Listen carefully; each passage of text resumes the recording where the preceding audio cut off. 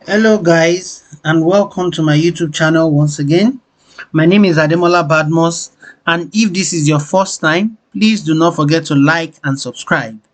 Like I promised, I have found a Windows system, so we are going to see how the Java installation is done on the Windows system. So quickly, let us go to our browser. We are on the site here, and as it is, we just click Windows. We can pick any one of it, and we will click the installation. We'll click download, and it's downloads itself.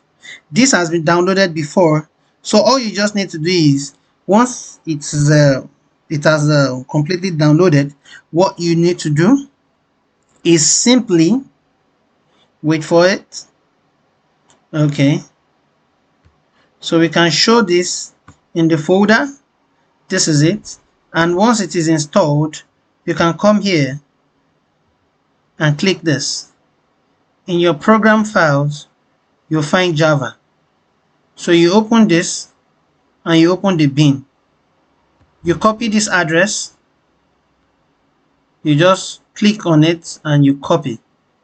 Then you can go to your environment variable. Yes, click on environment variables, and here you create this. How do you create this? You right click on new, you click on new rather, you type java underscore home, and you put the value that has been copied. You can leave this out of it. Yes, it will work this way too. And you click on OK. If I try to click on OK now, it is there before, so it won't create a new one for me.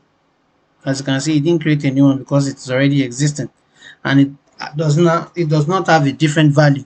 So that's all you do, and you set it to part that way. That's all.